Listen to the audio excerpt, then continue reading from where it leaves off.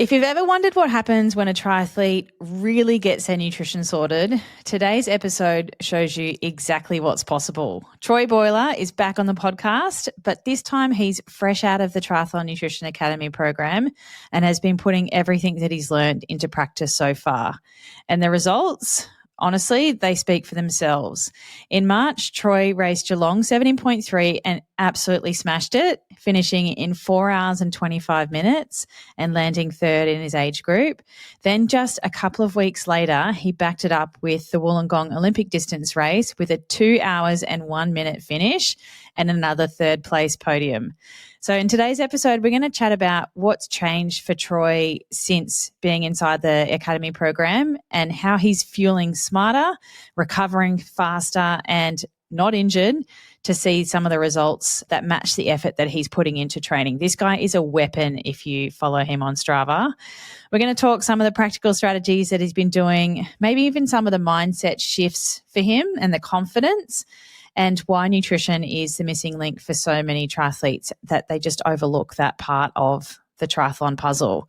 If you're on the fence about whether nutrition really makes that big a difference, then this conversation might just tip you over the edge. Let's dive in. Welcome to the Triathlon Nutrition Academy podcast. The secret weapon in your ears for triathletes who want to get fitter, faster, stronger, and healthier with evidence-based nutrition. Welcome back, Troy. Thanks, Taryn. Thank you for the introduction. Last time we chatted back in episode 155, you were just 6 weeks into the TNA program. You were fresh meat. And you just finished racing Long Course Worlds in one of the fastest times I've ever seen somebody do that event, even though you only came sixth in your age group. So, like, absolute weapon. Fast forward to now, though, you've just podiumed 2 big races back to back, Geelong 70.3 in March and then backing it up with the Wollongong Olympic distance race in April, both securing you a beautiful bronze medal. How are you feeling, Troy? Feeling great.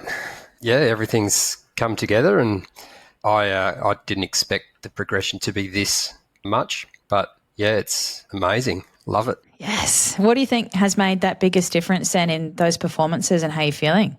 I think being able to get a good solid base of training in without interruption through being able to keep fit, healthy, it's been a combination of everything all being put together, whereas before it was just training. Now with the nutrition side of it as well, on top of that, it's really made a massive difference. Yeah, training availability is one of your key things to get fitter and faster, right? The more you can be consistent with training and back up blocks time after time without getting injured is where you're going to actually propel forwards. And as a fellow swimmer, you know, running is always going to be the hardest and most injury prone. So for you, like, when was the last time you were injured? Yeah, at Townsville last year. So I just started this program, but since then I haven't had any niggles, any injuries. So being able to put in consistent training for 12 months whilst on this program has been amazing. Wow, that's huge. And have you ever had a period of training availability that big? I don't think so. No, I can't recall. There's always been something that pops up. I just finished a 3-week block and I would like 20-hour weeks for 3 weeks. It's always a big block just before an event. Normally at the end of these big blocks that I do, I'm just about broken. I feel like I'm on the cusp of just something's going to break. This time, which it only finished last week, that block, I felt amazing. I felt like I could do another 3-week block. It was crazy. That's what I call supercharged. Like, now that you know what that feels like, I feel like that word just encompasses everything that you feel when you get your nutrition right. One of the rides, I think I had to do a 4.5-hour ride, and I ended up doing an extra half an hour because I felt good, which is like, that's just stupid. On the trainer. Did you get in trouble for that? No, it's all good. It was all just low endurance stuff. Go, you good thing. It was weird. I've never felt like that. Not on a trainer. Like, you just want to get off it. But I was like, oh, geez, I feel good. Keep going. Yeah, wow. That's amazing. So now that you've finished the academy program, what are some of the things that you're doing differently with your nutrition, like before training, during training, after training, and even racing? my recovery, like we touched on, eating the right recovery food and knowing what to eat, when to eat, and even dialing in, like I've got shortcuts now. Like if I'm rushed for time, I know a quick way to do things if I'm not organised. Just having little hacks like that's been great. My fuel for racing that's been next level. Being able to carb load properly, that's been massive. That's life changer. And my gels as well that I've been making, having the confidence to use them properly, and I've really dialed that in now down to the gram. It's made such a massive difference on race day. It's incredible. And with training with that too, like now I can actually train properly, and my gut's now trained. There's 115 grams now, so wow, that's gone up quite a bit. It's taken quite a while, but I've done it properly and my gut handles it really well now. So it's awesome. So good. So if you haven't listened to the previous episode I did with Troy a while back, Troy is the example that I use for the guy that was making his own gels in training but then racing with something different. And I was like, dude, what are you doing? Like, why would you do that? And that was because he just didn't have confidence in his own homemade concoctions that now he's fully confident with. So he actually races and trains with the same thing. It's like a big light bulb moment. Yeah, I remember telling you that and you're like, why the hell wouldn't you use the same gels that you're training with? I'm like, well, they're only ones that I've made, so they're no good. And you're like, well, no, they're not. They're fine. So, yeah, I'm a real chef now with that. I've got different flavours and try new flavours all the time in training. It's great. I love it. And you need the drug dealer scales to be able to do that fine-tunedly as well. Yep. Yeah, the scales are spot on. I've even got the numbers. I took photos of the number it is on the scales, like so I can go back and double check that it's right, so they all fit into the flask properly. And I love it. I have to start like a Troy Bauerle production line. You could black market them for people who don't know how to do it. Is there any other examples like that you used to do before and you look back and you just makes you laugh looking back at that and going, why on earth was I doing this? The carb loading one was the one I was doing completely wrong. I laugh at that now because I thought I was doing the right thing, but it was completely the opposite of what I needed to be doing, and the difference it made was incredible. Recovery fuel was big as well. Yeah, I wasn't doing anything, let alone in the right time frames. If I was eating something half okay, I wasn't doing it in the right time frames or anything like that. So that's been huge.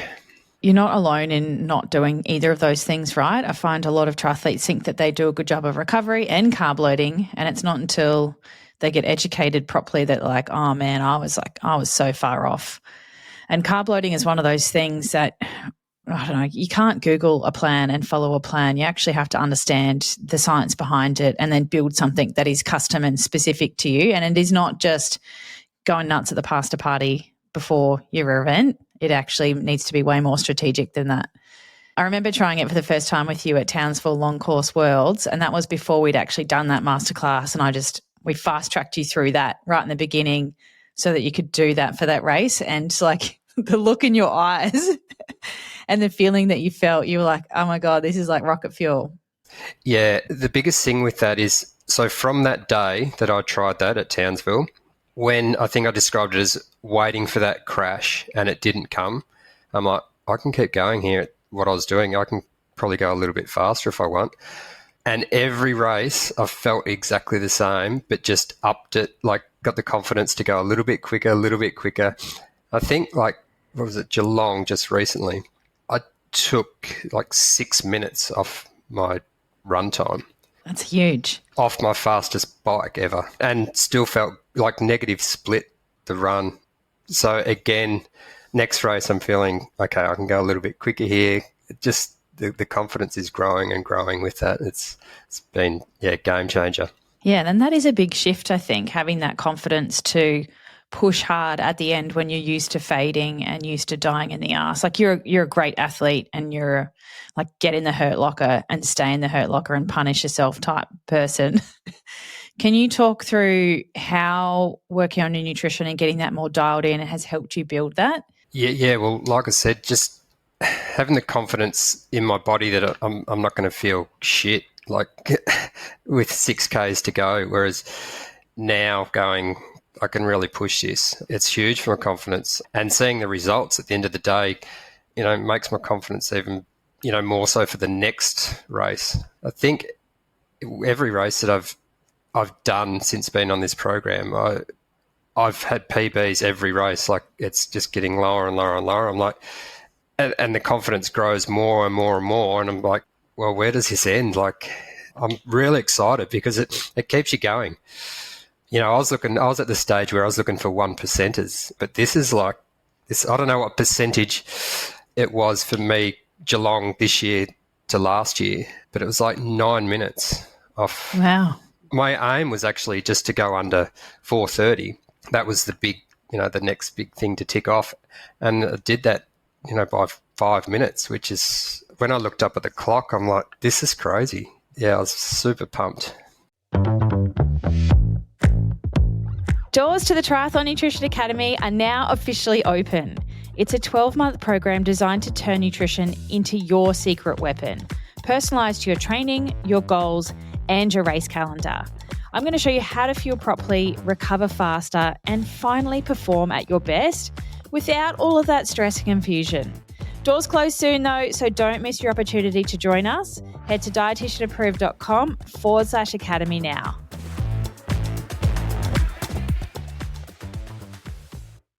We'll have to work out the percentage because that is big. And when you're a really high performing athlete, right? Like you're the pointy end of the field, you're on the podium and, chasing to win always. Troy doesn't race to not win.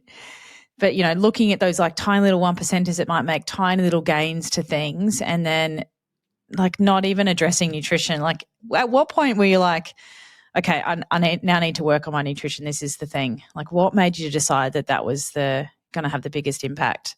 Well, I didn't realise it was going to have a big impact. It was just a 1%er that I was looking for, and yeah, it's been more than that. That's for sure. Yeah, now that I'm actually going back, doubling up on races from last year after doing a full year of this program, the percentage that I've lost in time is crazy. And there's no ceiling yet. We're still chasing the end. When does it ever end? Yeah. So it keeps you excited. It keeps you motivated. I suppose when you reach that plateau, you sort of, just going to go out and do another race. But now it's still like, what can I do? Like, where can I go? Yeah, it's exciting. When I first started, I was like, top 20 would be nice, top 20. And now it's sort of, then it got to top 10. I was thinking, I thought, top 5. Never get on the podium. I couldn't see where I could drop that time. Like, how am I going to drop 9 minutes in a race just in 1 year? And it's happened. So the goalposts keep changing. Oh, I love that. And, Geelong was the exact same course, exact same athlete. Did you have the same bike? Yes. Yeah, I did actually. Yep. And so the only difference in that is nutrition. So you train hard, like you're doing a lot of hours, plus you also have a very demanding job. You're a plumber by trade. You've already worked for multiple hours this morning on the weekend. How has your energy on a daily basis and recovery changed to help support, heavy workload at work and then doing a lot of training outside of that? Yeah, well, normal now is just feeling good. Like normal before was getting home from work, try not to fall asleep on the couch, just get into training straight away so I didn't fall asleep. But now feeling good is just normal. Now if I don't feel good, I'm like, what's wrong? Something's wrong. Yeah, it's just become normal. Feel good all the time. That's so good. And good that you can dial in and fine tune it too if you're starting to feel a bit, like what sort of things do you do to change that or pull yourself out of that so that you're not feeling like that for long?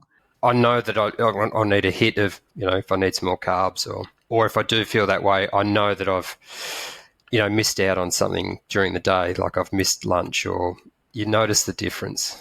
Now I've got little hacks, if I am not organised and miss lunch, whatever, I've got little hacks, little supplies that I've got that gives me a quick hit because I'll get home and have a big training session. So I need to keep those energy levels up. Well, you've just done Cairns 70.3, 3 big races in a row. What was your focus heading into that race, and did you do anything differently this time around for this preparation block? The training block leading into it has been different from a consistency perspective. I think last year I didn't even train. I couldn't run before Cairns because I had a stress fracture. So this year having that training block, that's probably been the biggest thing. Consistency in that block so you can actually build and peak and have that flow rather than being interrupted. Yes, yeah, that's been huge. I haven't had any interruptions. I pretty much, after Geelong, went straight into Wollongong. Didn't stop training through that. Normally I have like a week off or something, but it was like, no, I feel great, so let's just keep going. And Geelong was the same. Didn't stop, just kept going through because it, felt great. So that's been a game changer. You've obviously tapered for Cairns because it's your A race for the year. My taper started earlier than normal. I'm putting that to being able to complete that big block. I've got a bit longer of a taper. So, did you do a reverse taper or just a longer extended taper? Just a longer extended taper. How'd you go mentally with that? I hate it. Yeah, especially now. Like I used to love rest days, can relax and do nothing or whatever. But now I'm like, just pacing up and down the house. Too much energy to burn. Oh, it's not great. I'd felt it the most with the lead up to Cairns with the taper. That's the worst I've felt for having so much energy, needing to get rid of it. When I just started doing like a rest day, I was just so looking forward to, even if it was just a little bike ride the next day, it sort of made me feel normal again. Just get rid of some energy. Well, what are we going to do with you? We can't have that happening every time you taper. We need to come up with some sort of taper strategy so you're not jumping out of your skin. I don't know what to do. Did you have any hobbies before triathlon? No, I always just I played team sport, so yeah, that took up my time. So the big goal for you, I think it's kind of public knowledge now. It was a little bit on the DL last year when we spoke, but it's a bit more out there now, is that your big goal is to complete a full distance event for your 50th in a year or two. Yep, just turned 48, so yeah. How are you feeling about tackling the marathon now that you've got like a solid base of fueling knowledge and you can piece together big blocks of training? Yeah, I know I can do it now. I was shit scared because it's obviously the natural progression and everyone keeps asking, when you're going to do the Ironman, when are you doing the Ironman? So annoying. It is. And yeah, it's always in the back of your mind. But now I'm confident that, yep, I can't wait to do this now. Yeah, the run was always going to be a massive issue. But now I'm confident I'll get off the bike feeling fine, that I can do it. I'll know that I'll be able to put a solid training block together, look after myself and smash it. What's been your longest run you've ever done? At 30 Ks at the Worlds. And in training, have you ever run close to a marathon? I think the longest training run I've ever done is like 22 or 3 Ks, yeah. There you go. Well, with, good preparation and some strength training and lots of run focus for the next 2 years, I have no doubt you go out there and smash that. That's the hard bit. I never wanted to do one because I was worried about having a really bad time. But now I'm confident I can, if I have a good race, if besides anything else that goes wrong, yeah, I can put together a good time and, yeah, have a good race. And what about beyond that? Have you got any aspirations to go to Kona, do Ultraman, do some crazy off-road racing? Like there is no ceiling for you, Troy. So let me pick your brain. What are you aiming for? Well, maybe Ultraman's been in my thoughts just a little bit. I always had it there after a mate did it back in 21, I think it was. Yeah, and seeing Leanne from the program do it this year and, yeah, got a bit of FOMO there. So that's definitely something that's on the radar. Kona, I don't know, with Kona, that sort of thing, it's so expensive. That's probably the thing that'll keep me away from there, but we'll see. What if you got a spot for Kona at your 50th Ironman? I haven't thought that far in advance. Okay, one step at a time. One race at a time. And I have no doubt that you wouldn't smash Ultraman. I think, it's perfectly designed for you for the first 2 days at least, like big swim and then, good solid riding. It would just be the double marathon that you'd need to, like in your focus block for Ironman, be really focusing on run and strength to get you through that. Yeah, for sure. But I'm confident that I could do it. So, which is so interesting because you weren't confident in that before. So that's a big mindset shift for you. I wasn't confident in running a marathon before, and now we're talking maybe double. Is that just a difference in having confidence in your nutrition? Yeah, definitely. Like I said before, it's a combination of everything. Everything's just snowballing together. You know, you sort of can't have one without the other. I can have good nutrition and not train and be no good. I'd be healthy and in life, but put them all together and things are on a good trajectory. What would you say to somebody then that's training really hard but hasn't yet invested in their nutrition? Is there anything you would tell, old Troy before TNA? You got to get the most out of it. Like I said, yeah, you got to combine the two. There's no point doing one or the other. They need to go hand in hand. And I don't know where I would have been. I probably would have plateaued by now if I hadn't have done this.